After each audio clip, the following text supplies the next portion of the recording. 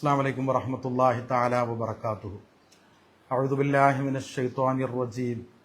ബിസ്മില്ലാഹിർ റഹ്മാനിർ റഹീം. അൽഹംദുലില്ലാഹി ദിൽ ജലാലി വൽ ഇക്റാം. വസ്സലാത്തു വസ്സലാമു അലാ അഷ്റഫിൽ അനാം സയ്യിദിനാ വ ഹബീബിനാ മുഹമ്മദിൻ വഅലാ ആലിഹി വസ്വഹ്ബിഹി വതാബിഈഹിൽ ഫിഖാം. റബ്ബി യസ്സിർ വലാ തുഅസ്സിർ റബ്ബി സിദ്നാ ഇൽമൻ വഹിൽമൻ വഅഖ്ലൻ വഫഹ്മൻ വാദബൻ കാമിലൻ റബ്ബി തമ്മിൻ ബിൽ ഖൈരി വസ്സആദ.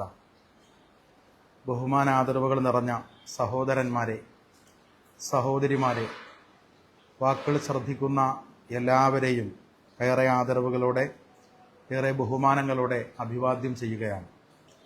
എല്ലാവർക്കും റഹ്മാനായ റബ്ബ് അവൻ്റെ പവിത്രമായ കാരുണ്യവും സമാധാനവും എല്ലാ നന്മകളും ഇരുലോകത്തും പ്രദാനിക്കുമാറാകട്ടെ.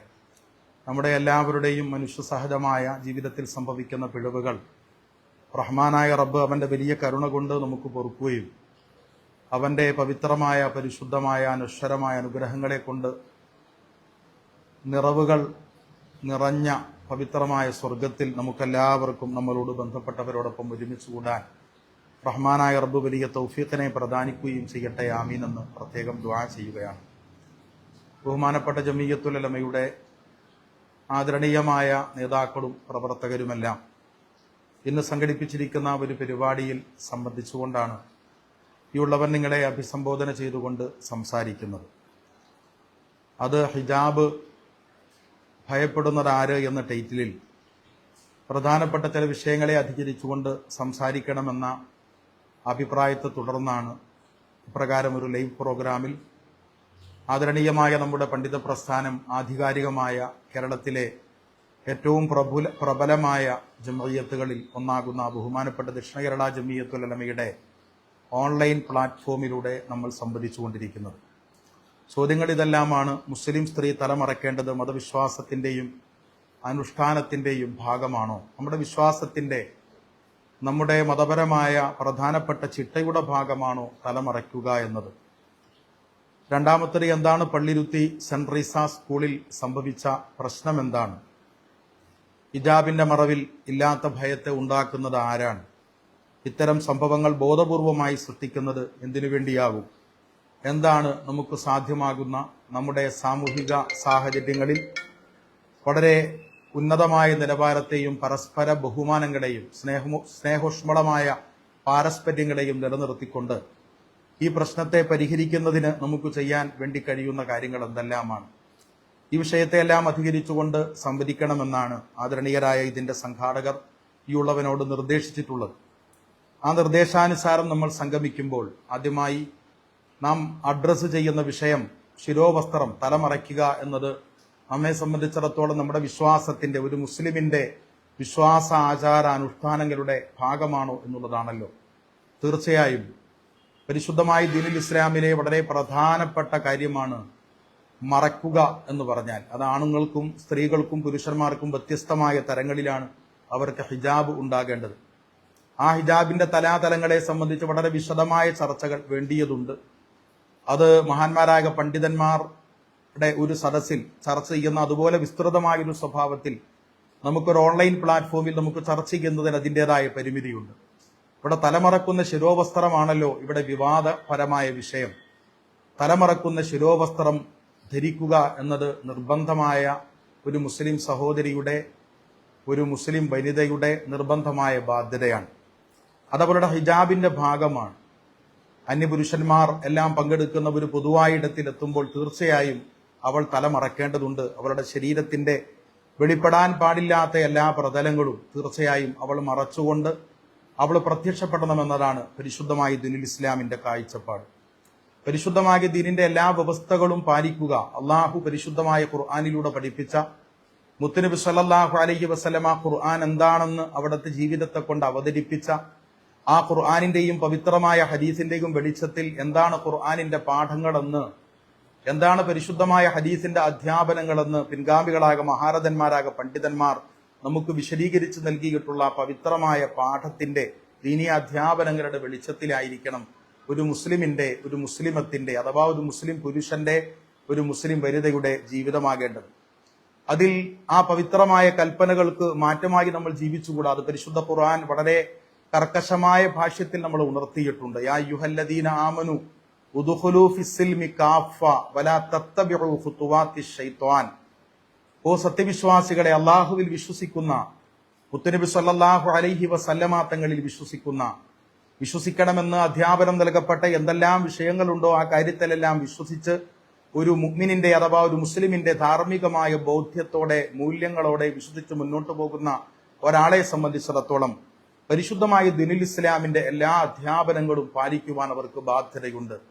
ഇസ്ലാമിനെ ഭാഗികമായി അംഗീകരിക്കുക എന്നുള്ളതല്ല ഒരു മുസ്ലിം അവന്റെ ജീവിത ചിട്ടയിൽ, അവന്റെ ജീവിത ധർമ്മത്തിൽ അവൻ പുലർത്തേണ്ടത്.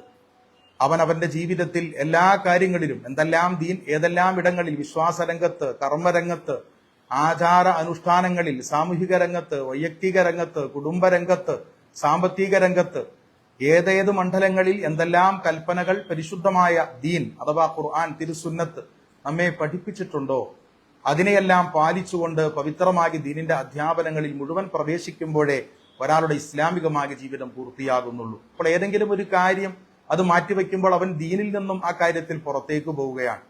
ആ കാര്യത്തിൽ അവൻ പരിശുദ്ധമായ ദീനുൽ ഇസ്ലാമിനെ അവഗണിച്ചവനായി തീരുകയാണ്. അതുകൊണ്ടത് ചെയ്യുക നിവൃത്തിയില്ലാത്ത കാര്യമാണ്.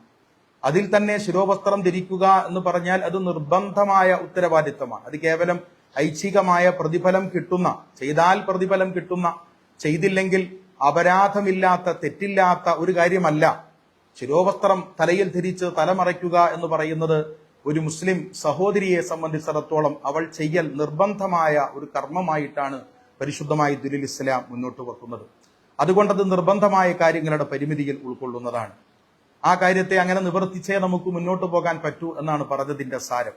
അപ്പോൾ ഈ നിർബന്ധമായ കാര്യം നമ്മുടെ ജീവിതത്തിൽ പ്രവർത്തിക്കുമ്പോൾ ഇന്നതൊരു വിവാദമായി വളർത്തിക്കൊണ്ടുവന്നുകൊണ്ടിരിക്കുന്നു. നമുക്കതിൽ ആരെങ്കിലുമൊക്കെ നിർബന്ധിക്കുന്നതിന്റെ പേരിൽ ഈ വിഷയം ആദ്യമായി കടന്നു വന്നപ്പോൾ ഈ കാര്യത്തെക്കുറിച്ച് ബഹുമാനപ്പെട്ട ജമിയത്തുൽ ഉലമയുടെ ബഹുമാനപ്പെട്ട എറണാകുളം ജില്ലയെ പ്രതിനിധാനം ചെയ്തുകൊണ്ട് അതിന്റെ ജനറൽ സെക്രട്ടറി എന്ന എളിയ പദവിയിലിരുന്നു കൊണ്ട് ഖിദ്മത്ത് ചെയ്യുന്ന ഈ ഉള്ളവൻ നമുക്ക് തലമറയ്ക്കാൻ സാധിക്കാത്ത, അതുപോലെ ശരീരത്തെ മുഴുവൻ മറയ്ക്കുക എന്നത് നിർബന്ധമാണ്. അഥവാ മുട്ടിന്റെ താഴേക്ക് കാൽപാദം വരെയും നീളമുള്ള വസ്ത്രങ്ങൾ ധരിക്കാൻ പറ്റാത്ത, മുട്ടുവരെയുള്ള സ്കേർട്ടുകൾ ധരിക്കുവാൻ വേണ്ടി നിർബന്ധിക്കുന്ന സാഹചര്യമുള്ള യൂണിഫോമുകൾ നിലനിൽക്കുന്ന പഠനാന്തരീക്ഷത്തിൽ നിന്നും നമ്മുടെ മക്കളെ നിർബന്ധമായി നാം പിൻവലിച്ചിരിക്കണമെന്ന് ബഹുമാനപ്പെട്ട ജമിയത്തുൽ ഉലമയെ പ്രതിനിധാനം ചെയ്തുകൊണ്ട് ഈ ഉള്ളവൻ അതിന്റെ ഒരു ലിഖിതം പുറത്തിറക്കുകയുണ്ടായി. അതെന്തുകൊണ്ടെന്ന് വെച്ചാൽ അത് ആരെങ്കിലെയും ഒക്കെ തൃപ്തിപ്പെടുത്താൻ വേണ്ടി, ഏതെങ്കിലും സ്കൂൾ മാനേജ്മെന്റിനെ തൃപ്തിപ്പെടുത്തുവാൻ വേണ്ടി, അത് ആര് നേതൃത്വം നൽകുന്നതുമാകട്ടെ, ഒരു പക്ഷേ ഇനി അത് മുസ്ലിം സഹോദരങ്ങളാൽ നേതൃത്വം നൽകുന്ന മാനേജ്മെന്റ് ആകട്ടെ, മുസ്ലിം സഹോദരങ്ങളാൽ നേതൃത്വം നൽകുന്ന മാനേജ്മെന്റാണ് അവിടുത്തെ വസ്ത്രവിധാനത്തിൽ ഒരു പെൺകുട്ടിയുടെ ഔറത്ത് അവൾ മറയ്ക്കുവാൻ നിർബന്ധമായി പരിശുദ്ധമായ ദീനുൽ ഇസ്ലാം കൽപ്പിക്കുന്ന അത്രയും ചിട്ടവട്ടങ്ങളിൽ അവൾക്ക് മറയ്ക്കാൻ കഴിയാത്ത വിധത്തിലുള്ള ഒരു യൂണിഫോമാണ് അവിടെ സ്വീകരിച്ചിരിക്കുന്നതെങ്കിൽ അതിനെ ആരെങ്കിലിന്റെയും തൃപ്തിക്ക് വേണ്ടി, ആരെങ്കിലിന്റെയും മാനേജ്മെന്റിന്റെ സംപ്രീതിക്ക് വേണ്ടി, അതവർ മതപരമായ താല്പര്യം പ്രത്യേകമായി എന്തെങ്കിലും ഉള്ളവരാകട്ടെ ഇല്ലാത്തവരാകട്ടെ, അവരുടെ താല്പര്യത്തിന് വേണ്ടി അങ്ങനെ നമുക്ക് ചെയ്തുകൂടാ. അള്ളാഹുവിന്റെ റസൂലിനോട് പരിശുദ്ധ ഖുർആനിൽ അള്ളാഹു പറയുന്നത് വലൻ തർദാ അൻകൽ യഹൂദു വലൻ നസ്വാറ ഹത്താ തത്തബിഅ മില്ലതഹും ഖുൽ ഇന്ന ഹുദല്ലാഹി ഹുവൽ ഹുദാ. പരിശുദ്ധ ഖുർആൻ ഇവിടെ പറയുന്നത് മറ്റു പല ആളുകളും പരിശുദ്ധമായ ദീനുൽ ഇസ്ലാമിനെ വിശ്വസിക്കാത്ത മറ്റ് ആദർശങ്ങളിൽ വിശ്വസിക്കുന്നവർ, അത് വേറെ ആദർശങ്ങളിൽ വിശ്വസിക്കുന്നവരാകാം, അല്ലെങ്കിൽ പരിശുദ്ധമായ ദീനുൽ ഇസ്ലാമിനെ ചില കാര്യങ്ങളിൽ അവഗണിച്ചുകൊണ്ട് സ്വന്തമായി അത്തരം കാര്യങ്ങളിൽ സ്വയം നിലപാടുകൾ സ്വീകരിക്കുന്നവരുമാകാം. ആരുമാകട്ടെ, അത്തരക്കാർ ഒരുപക്ഷെ അവരുടെ താല്പര്യങ്ങളിലേക്ക് പിൻപറ്റണമെന്ന് ആഗ്രഹിച്ചുകൊണ്ട് നബിയെ അങ്ങേ അവർ വളരെ പരിശ്രമിച്ച് അവരുടെ ചേരിയിലേക്ക്, അവരുടെ നടപടിക്രമങ്ങളിലേക്ക്, അവരുടെ അഹ്വാകൾ എന്നാണ് ഖുർആൻ തുടർന്ന് പ്രയോഗിക്കുന്നത്, അവരുടെ ഇച്ഛാപരമായ സമീപനങ്ങളിലേക്ക് നമ്മളെ വലിച്ചിടച്ചു കൊണ്ടുപോകാൻ അവർ ശ്രമിച്ചു എന്ന് വരാം. അവരെ പിൻപറ്റിയാലേ അവർ തൃപ്തമാവുകയുള്ളൂ. അവർ ശിരോവസ്ത്രം മാറ്റണമെന്നവർ നിർബന്ധിക്കുമ്പോൾ ആ കൽപ്പനയെ നമ്മൾ വഴിപ്പെട്ടാലേ അവർ നമ്മളെ ഉൾക്കൊള്ളുകയുള്ളൂ.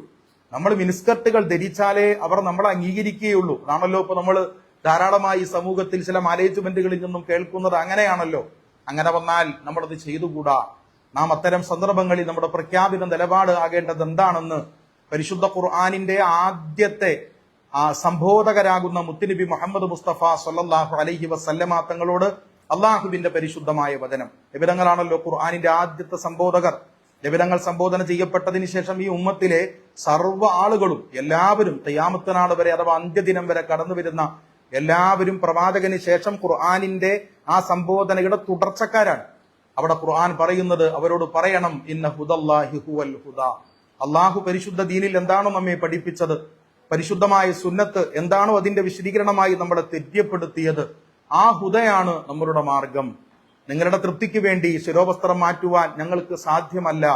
നിങ്ങളുടെ തൃപ്തിക്ക് വേണ്ടി ഞങ്ങൾ മിനിസ്കട്ടുകൾ ധരിക്കാൻ നമുക്ക് സാധ്യമല്ല. അത് പ്രത്യേകിച്ചൊരു വാശിയല്ല കേട്ടോ, ആരോടുമുള്ള ഒരു വൈരാഗ്യ മനസ്ഥിതിയിൽ നിന്നല്ല, വിദ്വേഷ മനസ്കരയിൽ നിന്നല്ല. പവിത്രമായ ദീനിൽ നമുക്കങ്ങനെ വിശ്വാസികൾക്ക് അങ്ങനെയുള്ള ഒരു പരിമിതിയുണ്ട്. വിശ്വാസികളെ സംബന്ധിച്ചിടത്തോളം ആ പരിമിതിയിൽ നിന്നും അള്ള പറഞ്ഞ ഒരു പരിമിതിയാണത്. ആ പരിമിതി മനുഷ്യ സമൂഹത്തിന് ഗുണപ്രദമാണ്. അള്ളാഹു അനുവദിച്ചത്, ദൈവം തമ്പുരാൻ ജഗദീശ്വരൻ നമുക്ക് അനുവദിച്ചു തന്നത്, അത് അള്ളാഹു നൽകിയ അനുവാദങ്ങളാണ്. പടച്ച തമ്പുരാൻ നമ്മളോട് നിരോധിച്ചത് അള്ളാഹു റബ്ബു ജല്ല സുബ്ഹാനഹു വ തആലയുടെ നിരോധനങ്ങളാണ്. ആ നിരോധനങ്ങൾ നമ്മുടെ പരിമിതിയാണ്. ആ പരിമിതിയുടെ അപ്പുറം നമ്മൾ മാറിക്കടക്കാൻ പാടില്ല.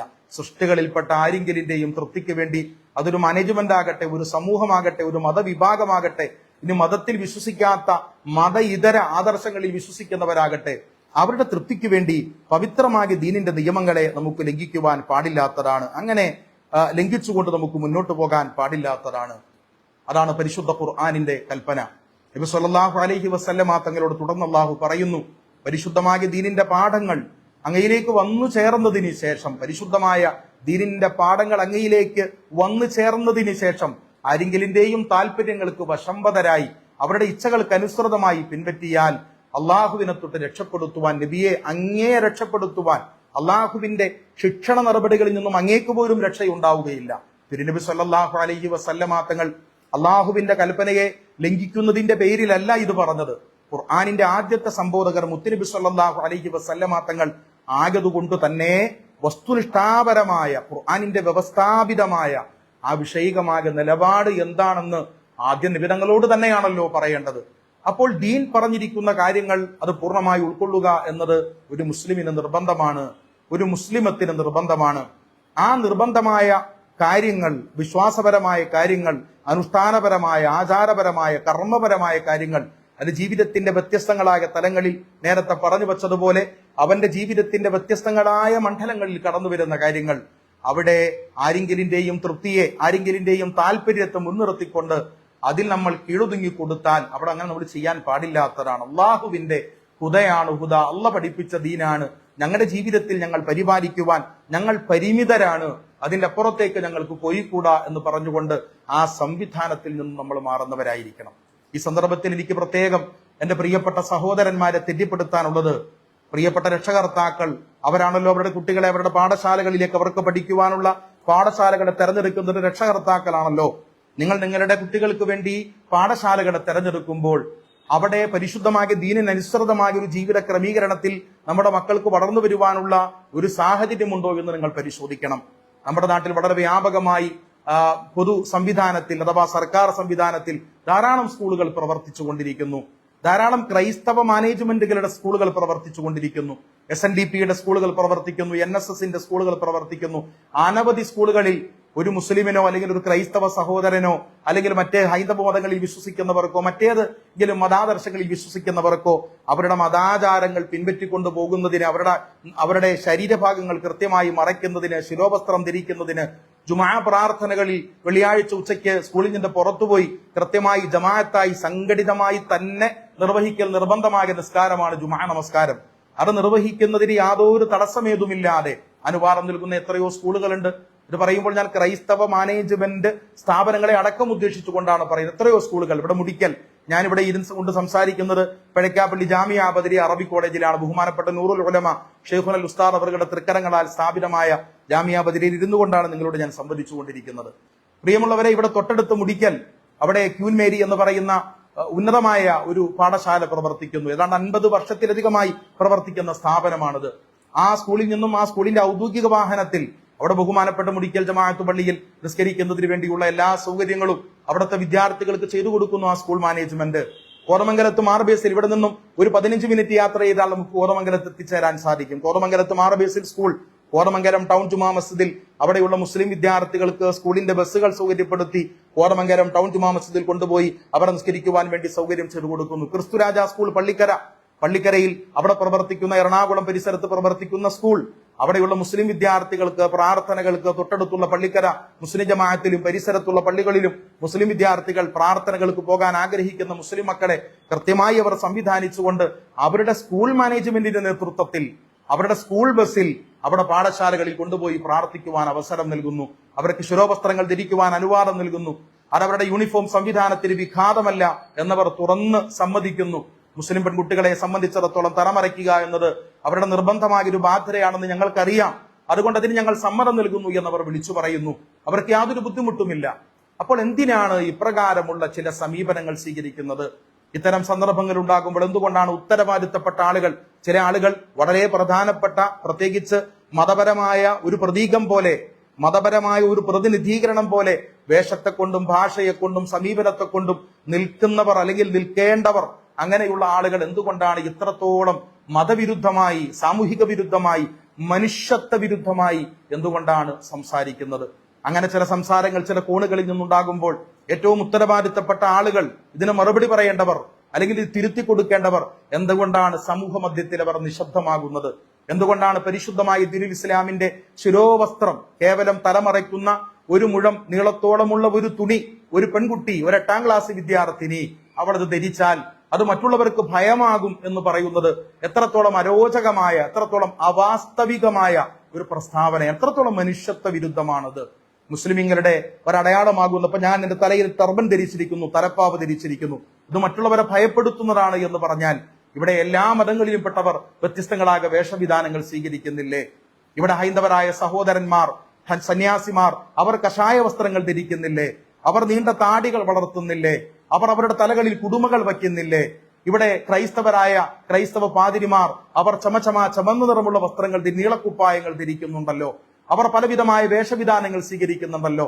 വളരെ വലിപ്പമുള്ള കുരിശുമാലകൾ, മാലകൾ, ജപമാലകൾ എല്ലാം അവർ കയ്യേന്തുന്നുണ്ടല്ലോ.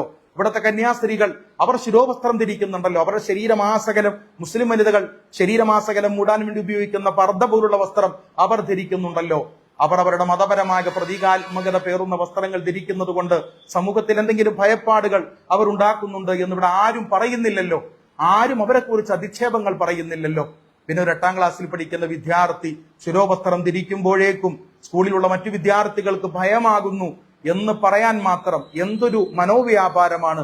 ഈ പ്രിയപ്പെട്ട ആദരണീയരായ ഈ സഹോദരിമാരെ ഒരു മതത്തിന്റെ പ്രതീകങ്ങളായി നിന്നുകൊണ്ട് അതിന്റെ സഹനങ്ങളും അതിന്റെ പരസ്പരമായ ഊഷ്മളമായ ബന്ധങ്ങളും കാരുണ്യവും സ്നേഹവും എല്ലാം പഠിപ്പിക്കേണ്ടുന്ന ഈ മഹാമഹതികൾ എന്തുകൊണ്ടാണ് ഇങ്ങനെ ഒരു വർത്തമാനം പറയാൻ അവരെ പ്രേരിപ്പിച്ച ഘടകം എന്തായിരുന്നു? ഇതൊരു മനോരോഗത്തിന്റെ തുടർച്ചയാണ് എന്ന് പറയാതിരിക്കാൻ നിർവാഹമില്ല. തൊട്ടടുത്താണ് ഇന്ത്യ രാജ്യത്ത് ഇവിടെ വഖഫ് നിയമം, വഖഫ് ഭേദഗതി നിയമം, അമെൻമെന്റ് ആക്ട് 2025 പാർലമെന്റിൽ ചർച്ചയ്ക്ക് വന്നത്. വളരെ ഉത്തരവാദിത്തപ്പെട്ട ഇവിടത്തെ സഭാപിതാക്കന്മാർ, ഞാൻ ആ വിഷയത്തിൽ വലിയ പ്രതിഷേധം ഇവിടെ രേഖപ്പെടുത്തുകയാണ്.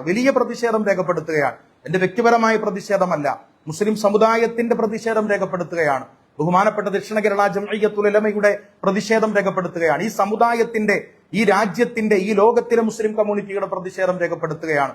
മുസ്ലിം സമുദായത്തിന്റെ ദീനാനുകമ്പാപരമായ, സഹായ മനസ്ഥിതിക്കധിഷ്ഠിതമായ, മറ്റുള്ളവർക്ക് സഹായം നൽകുന്ന ഒരു മഹാപദ്ധതിയുടെ ഒരിക്കലും നിലയ്ക്കാതെ കാലങ്ങളോളം സമൂഹത്തിൽ നിലനിൽക്കേണ്ടുന്ന, അവിരാമം പാവങ്ങൾക്ക് സഹായം ലഭിക്കുന്ന ഒരു പ്രവർത്തനത്തിന്റെ പേരാണ് വഖഫ് എന്ന് പറഞ്ഞാൽ അത് മുസ്ലിമുകൾക്ക് വേണ്ടി മാത്രം ആയിട്ടുള്ളതല്ല. ഇപ്പോൾ ഇവിടെ വിവാദമായി പലപ്പോഴും മുനമ്പത്തൊക്കെ വന്നത് ഫറൂഖ് കോളേജിന്റെ വഖഫാണല്ലോ. ഫറൂഖ് കോളേജിന്റെ വഖഫ് എന്ന് പറഞ്ഞാൽ അത് ഫറൂഖ് കോളേജിന്റെ ഉപയോഗത്തിന് വേണ്ടിയുള്ളതാണ്. ഫറൂഖ് കോളേജിൽ പഠിക്കുന്നത് മുസ്ലിം വിദ്യാർത്ഥികൾ മാത്രമാണോ? അവിടെ എല്ലാ മതത്തിലും പെട്ട വിദ്യാർത്ഥികൾ പഠിക്കുന്നില്ലേ? എല്ലാ മതത്തിലും പെട്ട വിദ്യാർത്ഥികൾക്ക് പഠിക്കുന്നതിന് വേണ്ടിയുള്ള, ഉപകാരപ്പെടുന്നതിന് വേണ്ടിയിട്ടാണ് മുനമ്പത്ത് വഖഫ് ഭൂമി നൽകിയിട്ടുള്ളത്. അതിന്റെ വിധികളും വിധിന്യായങ്ങളും അതിന്റെ മറ്റ് സംവാദങ്ങളും എല്ലാം മറ്റൊരു ചർച്ചയാക്കാം. അതിന്റെയൊക്കെ പശ്ചാത്തലത്തിലാണല്ലോ കേരളത്തിലെ വളരെ ഉത്തരവാദിത്തപ്പെട്ട സഭാപിതാക്കന്മാർ പോലും വഖഫ് ബില്ലിനെ ഇവിടെയുള്ള ഇടതുപക്ഷത്തിന്റെയും വലതുപക്ഷത്തിന്റെയും എംപിമാർ ആ വഖഫ് ഭേദഗതി ബില്ലിനെ പിന്തുണയ്ക്കണമെന്നും വഖഫ് ഒരു ഭീകരമായ നിയമമാണെന്നും പറഞ്ഞത്. ഇത്രത്തോളം ദീനാനുകമ്പാപരമായ, എല്ലാ മതക്കാർക്കും ഉപകാരപ്പെടുന്ന, മുസ്ലിം സമുദായത്തിനും ഉപകാരപ്പെടുന്ന ഒരു ചാരിറ്റിയിൽ അധിഷ്ഠിതമായി നിലനിൽക്കുന്ന ഒരു പ്രവർത്തനത്തെ ഭീകരമായി അവതരിപ്പിച്ചത് എന്തിനു വേണ്ടിയായിരുന്നു? എന്താണ് ഇങ്ങനെ ഇസ്ലാമിന്റെ ഓരോ നിയമങ്ങളെ ഇവിടെ ഹലാൽ ജിഹാദ് എന്ന് പറഞ്ഞുകൊണ്ട് വിഷയമുണ്ടാക്കി ഉത്തരവാദിത്തപ്പെട്ട ആളുകൾ ചാനലിൽ വന്നിരുന്നു കൊണ്ട് പറഞ്ഞത് ഹലാൽ എന്ന് പറഞ്ഞാൽ തയ്യാറാക്കുന്ന ഭക്ഷണത്തിൽ ആദ്യവും രണ്ടാമതും അവസാനവും 3 പ്രാവശ്യം മാറി മാറി തുപ്പിക്കൊണ്ടാണ് പള്ളിയിലെ ഉസ്താദ് വന്നുകൊണ്ട് ഭക്ഷ്യവസ്തുക്കളിൽ തുപ്പിക്കൊണ്ടാണ് ഹലാലാക്കുന്നത്. ഹലാൽ ജിഹാദ് എന്നതിന് പേരിട്ടു. മറ്റു സ്ത്രീകളെ പ്രണയിച്ചുകൊണ്ട് മതം മാറ്റം നടത്തുന്നു, ബലാത്കാരപരമായി മതം മാറ്റം നടത്തുന്നു, അത് ലവ് ജിഹാദ് എന്നിവിടെ പേരിട്ടു. ഇവിടെ വളരെ ഉത്തരവാദിത്തപ്പെട്ട ഒരു പിതാവ് നാർക്കോട്ടിക് ജിഹാദ് എന്ന് പേരിട്ടു. ലഹരിയുമായി ഇസ്ലാമിക സമൂഹത്തിന് എന്ത് ബന്ധമാണുള്ളത്? ഇവിടെ എത്രയോ കാലമായി, ഇപ്പോഴാണല്ലോ സിന്തറ്റിക് ലഹരികളെ കുറിച്ച് പറയുന്നത്, രാസലഹരികളെ കുറിച്ച് പറയുന്നത്. മനുഷ്യരെ ഒന്നാകെ തകർത്ത് കളയുന്ന രാസലഹരി വരുന്നതിന് മുമ്പ് തന്നെ ഇവിടെ ധാരാളം പാനീയ ലഹരികൾ നിലനിൽക്കുന്നില്ലേ? ഇവിടെ കള്ളു വ്യവസായം നിലനിൽക്കുന്നില്ലേ? ഇവിടെ ചരായ വ്യവസായം നിലനിൽക്കുന്നില്ലേ? അബ്കാരി മുതലാളിമാർ ഇവിടെയില്ലേ? ഇവിടെയുള്ള ഇത്തരം വ്യവസായങ്ങളിൽ മുസ്ലിം സമുദായത്തിന്റെ പങ്കാളിത്തം എന്താണ്? ലഹരി പദാർത്ഥങ്ങളുമായി മുസ്ലിം സമുദായത്തിന് മതപരമായി ബന്ധപ്പെടുവാൻ അനുവാദമുണ്ടോ? നിങ്ങളൊന്ന് ചിന്തിച്ചു നോക്കൂ. എന്തിനാണ്, ആരെയാണ് നിങ്ങൾ തെറ്റിദ്ധരിപ്പിക്കാൻ വേണ്ടി ശ്രമിക്കുന്നത്? അള്ളാഹുവിന്റെ റസൂല് പറഞ്ഞത് മൻകാന യുമിനു ബില്ലാഹി വൽ യൗമിൽ ആഖിരി ലാ യദ്രിസന്ന അലാ മാഇദത്തിൻ യുശ്റബു അലൈഹൽ ഖംറു എന്നാണ്. നിങ്ങൾ മദ്യപിക്കരുത് എന്നല്ല നബി തങ്ങൾ പറഞ്ഞത്. മദ്യപാനം നടക്കുന്ന ഒരു സദസ്സിൽ, മദ്യപാനം നടക്കുന്ന ഒരു സഭയിൽ നിങ്ങൾ പങ്കെടുക്കുവാൻ പോലും പാടില്ല എന്നാണ് പറഞ്ഞത്. മദ്യപിക്കരുത് എന്നല്ല, മദ്യം വിൽക്കരുത് എന്നല്ല, മദ്യം വാങ്ങരുത് എന്നല്ല. ഏതെങ്കിലും ഒരു സൽക്കാരത്തിൽ, ഒരു വൻ സഭയിൽ, ഒരു സൽക്കാരത്തിൽ, ഒരു ഭക്ഷണത്തലികയിൽ ഭക്ഷണത്തോടൊപ്പം മദ്യസൽക്കാരം കൂടെ നടക്കുന്നുണ്ട് എന്ന് നിങ്ങൾ അറിഞ്ഞാൽ ആ സഭയിലേക്ക്, ആ സദസ്സിലേക്ക് നിങ്ങൾ പങ്കെടുക്കാൻ വേണ്ടി പോലും പോകുവാൻ വേണ്ടി പാടില്ല. ഇജ്തനിബുൽ ഖംറ, മദ്യത്തെ നിങ്ങൾ വെടിയണം എന്ന് അല്ലാഹുവിന്റെ റസൂൽ പറയുന്നു. എന്തുകൊണ്ടാണ് നിങ്ങൾ മദ്യത്തെ വെടിയണമെന്ന് പറഞ്ഞത്?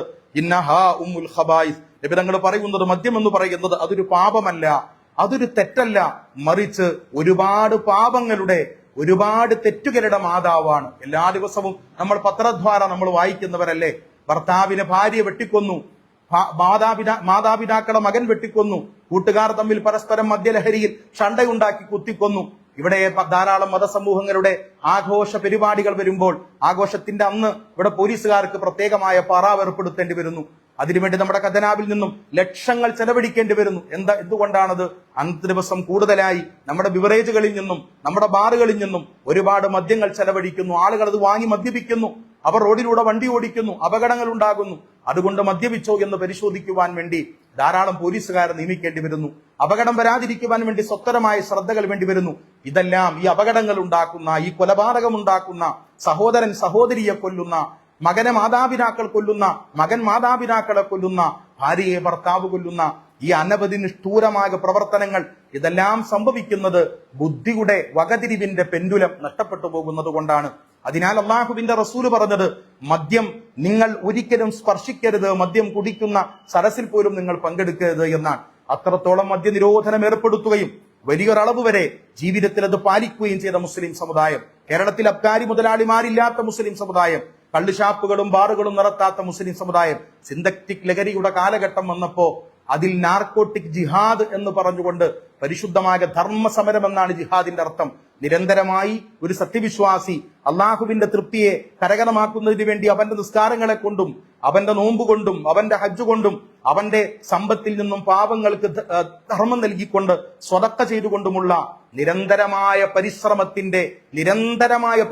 എല്ലാ അർത്ഥത്തിലുമുള്ള പരിശ്രമം, എല്ലാത്തിനെയും ഉൾക്കൊള്ളുന്ന മഹത്തരമായ പേരാണ് ജിഹാദ്, അൽ ജിഹാദുൽ അക്ബർ, ധർമ്മസമരം, വലിയ ധർമ്മസമരം എന്ന് പറഞ്ഞാൽ.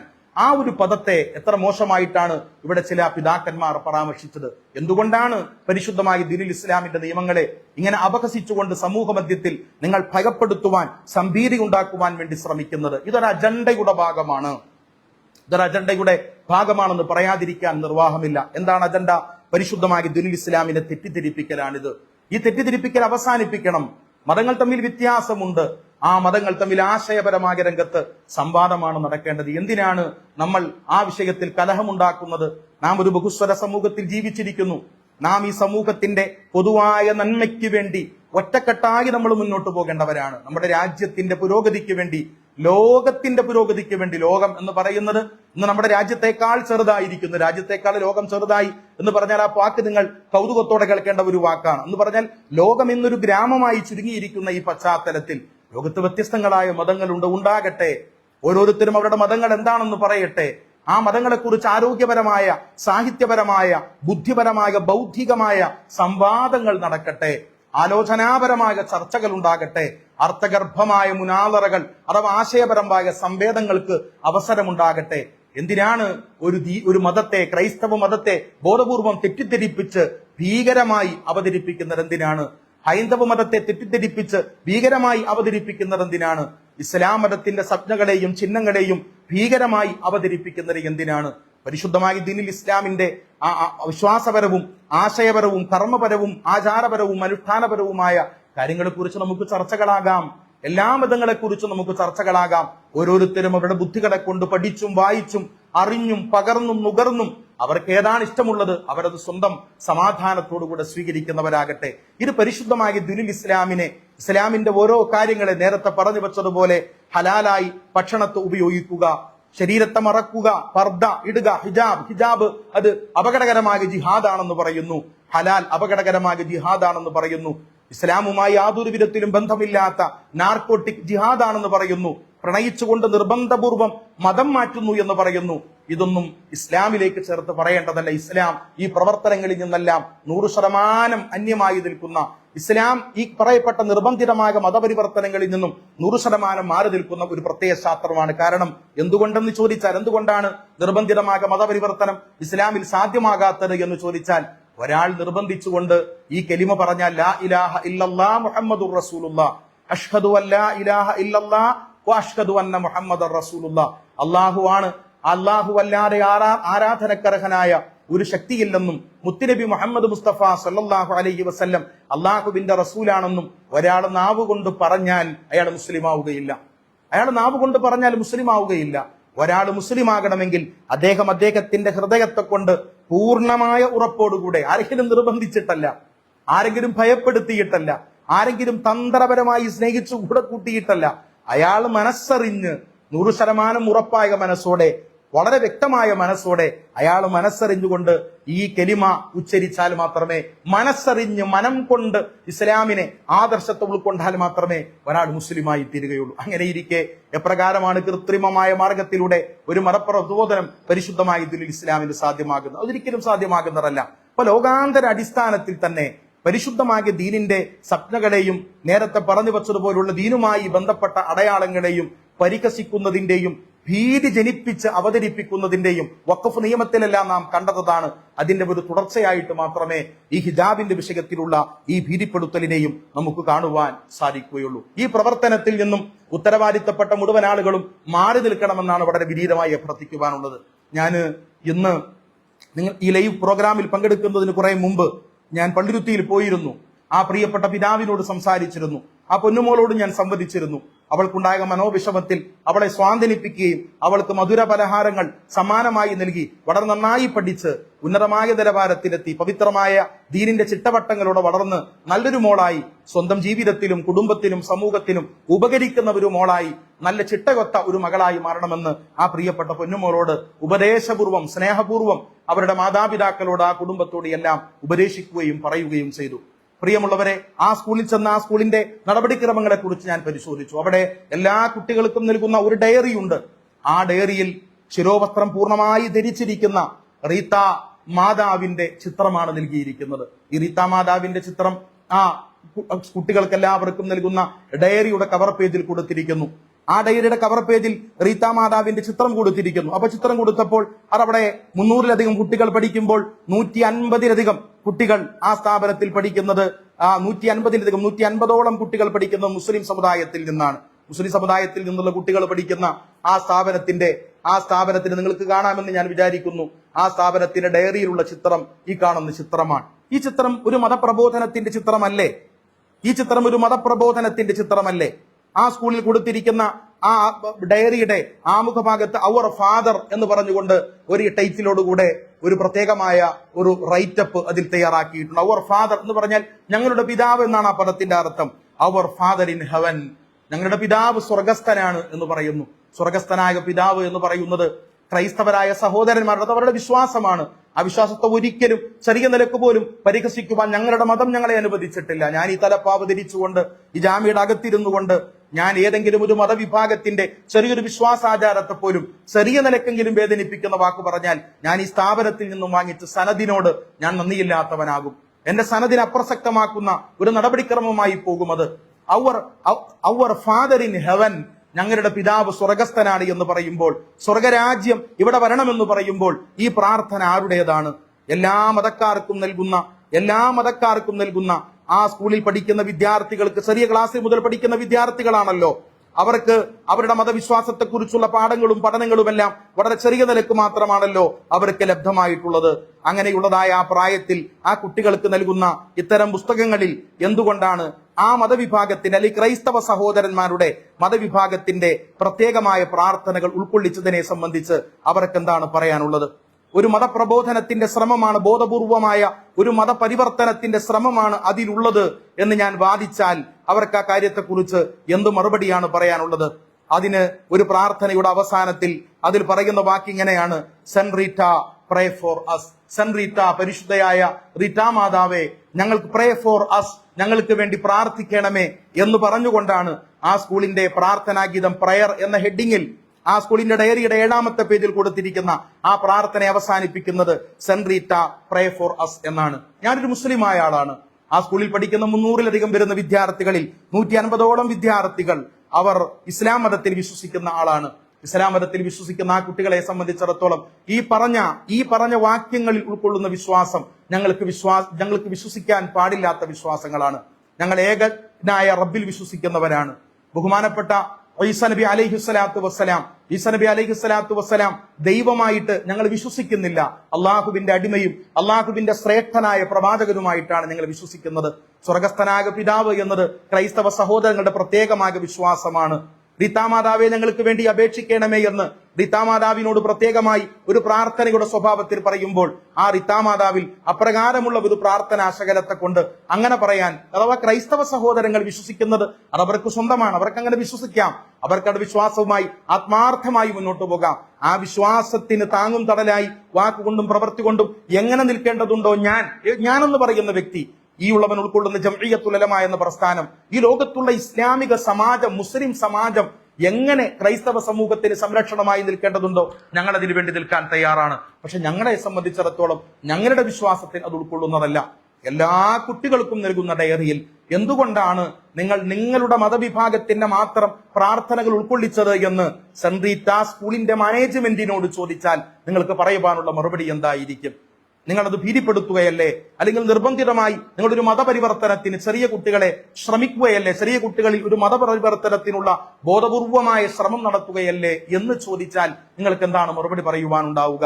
ഒരു പാവപ്പെട്ട 8ാം ക്ലാസ്സിൽ പഠിക്കുന്ന ഒരു പൊന്നുമോളുടെ തലയിൽ ഒരു മുഴത്തോളം നീളമുള്ള ഒരു തുടിക്കോന്തര ഇടുമ്പോഴേക്കും അവിടെ ഭീതി വരുന്നു, അവിടെ മതപരിവർത്തനത്തിന്റെ മതഭീകരതയുടെ ശ്രമങ്ങൾ നടക്കുന്നു എന്ന് പറയുമ്പോൾ വളരെ വ്യക്തമായി നിങ്ങൾക്ക് മാത്രം സെന്റ് റീറ്റാസ് സ്കൂളിന്റെ മാനേജ്മെന്റിന് മാത്രം ഉൾക്കൊള്ളാൻ കഴിയുന്ന ഒരു വിശ്വാസധാരയെ അവിടെ പഠിക്കുന്ന LKG മുതൽ UKG മുതൽ പഠിച്ചുകൊണ്ടിരിക്കുന്ന ചെറിയ കുട്ടികളുടെ വരെ കൈകളിൽ കയ്യേന്തുവാൻ വേണ്ടി കൊടുത്തിരിക്കുന്ന ആ സ്കൂളിന്റെ ഏറ്റവും അടിസ്ഥാനപരമായ മാതാപിതാക്കളും പേരൻസും അതുപോലെ അവിടുത്തെ ടീച്ചേഴ്സും തമ്മിലുള്ള എല്ലാ ആശയ സംവേദനങ്ങളും നടക്കുന്ന ഡയറിയിൽ ഇപ്രകാരമുള്ള അവർക്ക് മാത്രം സ്വന്തമായ വിശ്വാസ സ്വപ്നങ്ങളും ഐഡന്റിറ്റികളും പ്രഖ്യാപനങ്ങളും എല്ലാം അതിലുണ്ടാകുമ്പോൾ അതിനെ സംബന്ധിച്ച് നിങ്ങൾക്ക് എന്താണ് പറയാനുള്ളത്? എന്തിനാണ് ഇങ്ങനെയുള്ള ഒരു വർഗീയപരമായ വർത്തമാനങ്ങൾ ആ പാവപ്പെട്ട പെൺകുട്ടിയുടെ ശിരോവസ്ത്രത്തെ സംബന്ധിച്ച് നിങ്ങൾ പറഞ്ഞത്? നിങ്ങൾ ഇതിനെക്കുറിച്ച് മറുപടി പറയണമെന്ന് ഞാൻ അഭ്യർത്ഥിക്കുകയാണ്. ഇതിനെക്കുറിച്ച് ദയവായി മറുപടി പറയണമെന്ന് അഭ്യർത്ഥിക്കുകയാണ്. നിങ്ങൾ വരൂ.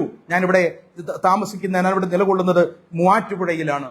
മൂവാറ്റുപുഴയിൽ ഇവിടെ 500 മീറ്റർ അകലെയാണ്. ഇവിടെ ധാരാളം സ്കൂളുകൾ പ്രവർത്തിക്കുന്നു. ഇവിടെ മുസ്ലിം മാനേജ്മെന്റിന്റെ കീഴിലുള്ള ധാരാളം സ്കൂളുകൾ പ്രവർത്തിക്കുന്നു. ഇവിടെ തൊട്ടടുത്ത് 500 മീറ്റർ അപ്പുറയാണ് അറഫ സ്കൂൾ നിലനിൽക്കുന്നത്. 1 കിലോമീറ്റർ അപ്പുറയാണ് Ilahi arts and science college ഉള്ളത്, ഇലാഹി എഞ്ചിനീയറിംഗ് കോളേജ് ഉള്ളത്.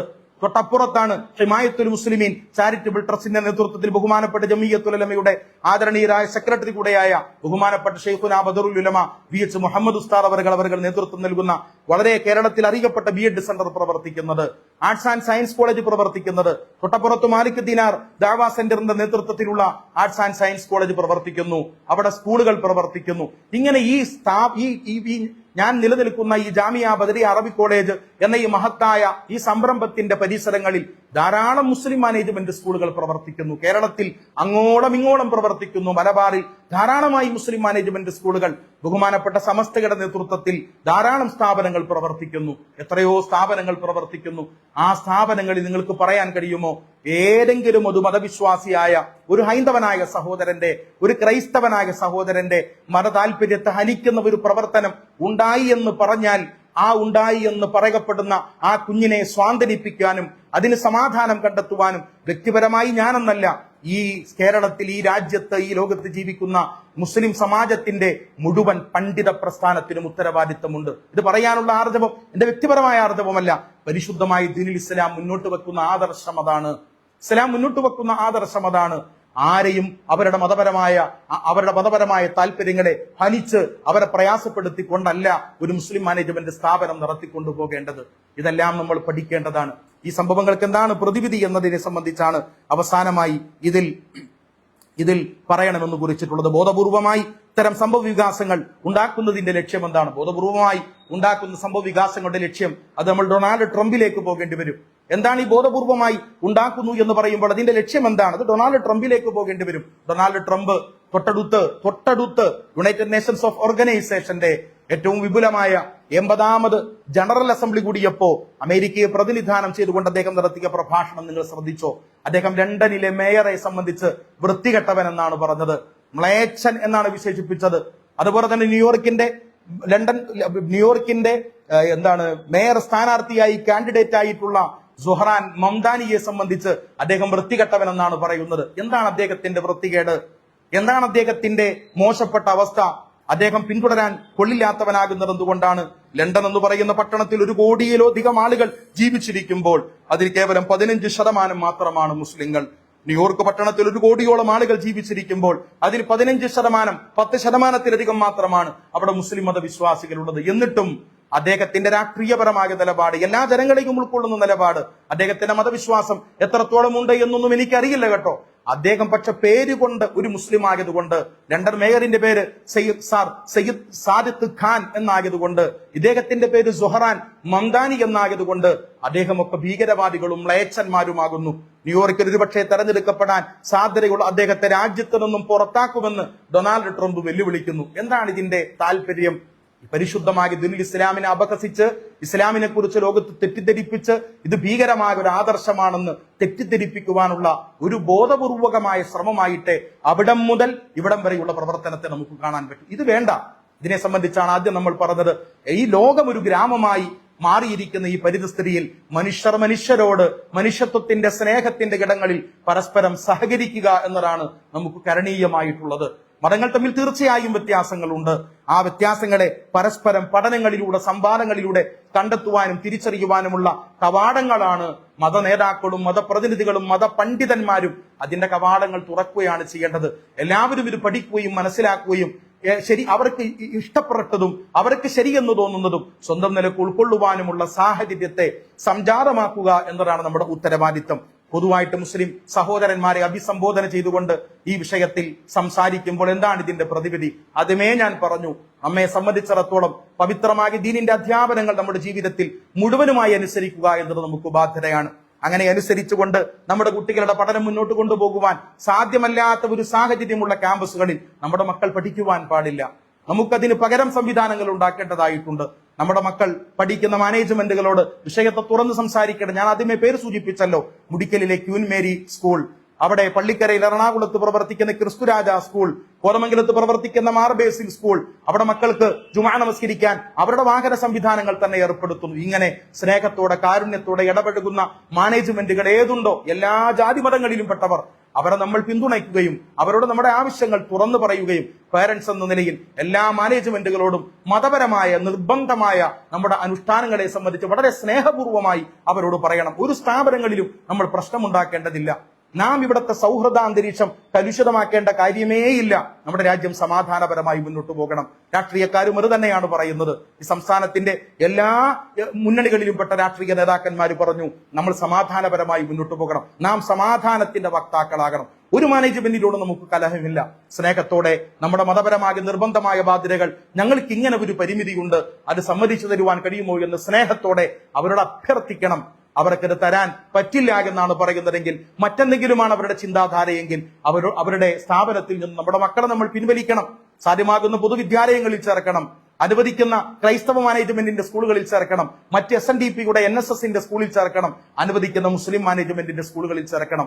ഏതെങ്കിലും ഇടങ്ങളിൽ നമുക്ക് അങ്ങനെ പ്രവർത്തിച്ചു പോകാൻ സൗകര്യമില്ല, അങ്ങനെ സ്ഥാപനങ്ങളുടെ കുറവുണ്ട് എന്ന് വന്നാൽ തീർച്ചയായും അവിടെയുള്ള സമ്പന്നന്മാരായ സഹോദരന്മാർ മറ്റു മതങ്ങളിൽപ്പെട്ടവർ സഹകരിക്കുമെങ്കിൽ അവരെ കൂടെ ഉൾക്കൊള്ളിച്ചുകൊണ്ട്, ഇനി ആരും സഹകരിച്ചില്ലെങ്കിൽ പോലും പ്രാപ്തമായ മഹല്ല് ജമാഅത്തുകളുടെ ആഭിമുഖ്യത്തിൽ, ബഹുമാനപ്പെട്ട മഹല്ല് ജമാഅത്ത് ഫെഡറേഷനുകളുടെ ആഭിമുഖ്യത്തിൽ ജനസാന്ദ്രതകളെ പരിഗണിച്ചുകൊണ്ട് സാധ്യമാകുന്ന ഇടങ്ങളിൽ എല്ലാ മതക്കാർക്കും, മുസ്ലിങ്ങൾക്ക് മാത്രമല്ല, ഹൈന്ദവ സഹോദരങ്ങൾക്ക്, ക്രൈസ്തവ സഹോദരങ്ങൾക്ക്, മുസ്ലിമിങ്ങൾക്ക്, മതമില്ലാത്തവർക്ക് അവരുടെ മത നിർബന്ധമായ ചിട്ടാനുഷ്ഠാനങ്ങൾക്കൊന്നും ഒരു ഭംഗവും വരാത്ത വിധത്തിൽ നാളിതുവരെ നമ്മൾ നമ്മുടെ രാജ്യത്ത് പ്രവർത്തിച്ചതുപോലെ ആരുടെയും മതവിശ്വാസത്തിന് ഒരു പോറലുമേൽക്കാത്ത വിധത്തിൽ എല്ലാവരെയും ഉൾക്കൊള്ളുന്ന വിശാല മനസ്കതയോടെയുള്ള പവിത്രമായ വിദ്യാഭ്യാസ സ്ഥാപനങ്ങൾക്ക് നമ്മൾ നേതൃത്വം നൽകണം. ഇതാണ് ഈ സന്ദർഭത്തിൽ എന്റെ പ്രിയപ്പെട്ട ശ്രോതാക്കളായി ഈ മഹത്തായ ഓൺലൈൻ മീറ്റിൽ സംബന്ധിക്കുന്ന എല്ലാവരോടും ഈ പാവപ്പെട്ടവന് അഭ്യർത്ഥിക്കുവാനുള്ളത്. ഈ ഉള്ളവന്റെ സന്ദേശം മാത്രമല്ല, ബഹുമാനപ്പെട്ട ദക്ഷിണ കേരള ജംഇയ്യത്തുൽ ഉലമ എന്ന മഹാപണ്ഡിത പ്രസ്ഥാനം 1955 സ്ഥാപിതമായി അതിന്റെ പ്രവർത്തന നാൾവഴിയിൽ 70-ാം വാർഷികത്തിലേക്ക് പ്രവേശിക്കുന്ന മഹാരഥന്മാരായ സൂഫി വര്യന്മാരും ഉലമാക്കളും സംസ്ഥാപിച്ച് പ്രവർത്തന നിരതരായി നമ്മുടെ പിതാക്കന്മാർ, നമ്മുടെ മുൻഗാമികളായ പണ്ഡിതന്മാർ ജീവിതം തന്നെ സമർപ്പിച്ച് വളർത്തിക്കൊണ്ടുവന്ന ഈ മഹാപ്രസ്ഥാനത്തിന്റെ ലൗകിക ഇസ്ലാമിക സമാജത്തിന്റെ പവിത്രമായ നിലപാട് അതിനെ കൂടെ പ്രതിനിധാനം ചെയ്തുകൊണ്ടാണ് വളരെ വിനീതമായി എല്ലാവരോടും അഭ്യർത്ഥനയോടെ വിനീതമായി അറിയിക്കുന്നത്, രേഖപ്പെടുത്തുന്നത്. റഹ്മാനായ റബ്ബ് നമുക്കെല്ലാവർക്കും സമാധാനം പ്രദാനിക്കുമാറാകട്ടെ. തെറ്റുകൾ സംഭവിച്ച, വളരെ ഉത്തരവാദിത്വത്തിൽ പ്രിൻസിപ്പളൊക്കെ ആയി സേവനം ചെയ്യുന്ന, അധ്യാപികമാരായി സേവനം ചെയ്യുന്ന, വലിയ മതസമൂഹത്തിന്റെ നേതൃത്വം കൈയാളുന്ന ആളുകളൊക്കെ കുറെ കൂടെ സ്നേഹത്തോടെ, വാത്സല്യത്തോടെ, യാഥാർത്ഥ്യബോധത്തോടെ, മനുഷ്യത്വം പേറുന്ന നിലപാടുകൾ സ്വീകരിക്കുവാൻ എല്ലാവർക്കും കഴിയട്ടെ എന്ന് പ്രാർത്ഥിച്ചുകൊണ്ടും കഴിയണമേ എന്ന് അഭ്യർത്ഥിച്ചുകൊണ്ടും അതിലേക്കെല്ലാവരെയും ഹൃദ്യമായി സ്വാഗതം ചെയ്തുകൊണ്ടും ചെറിയ എളിയ വാക്കുകൾക്ക് വിരാമം കുറിക്കുന്നു. വാഖിറു കലാമി അൽഹംദുലില്ലാഹി റബ്ബിൽ ആലമീൻ. അസ്സലാമു അലൈക്കും വറഹ്മത്തുള്ളാഹി തആല വബറകാതുഹു.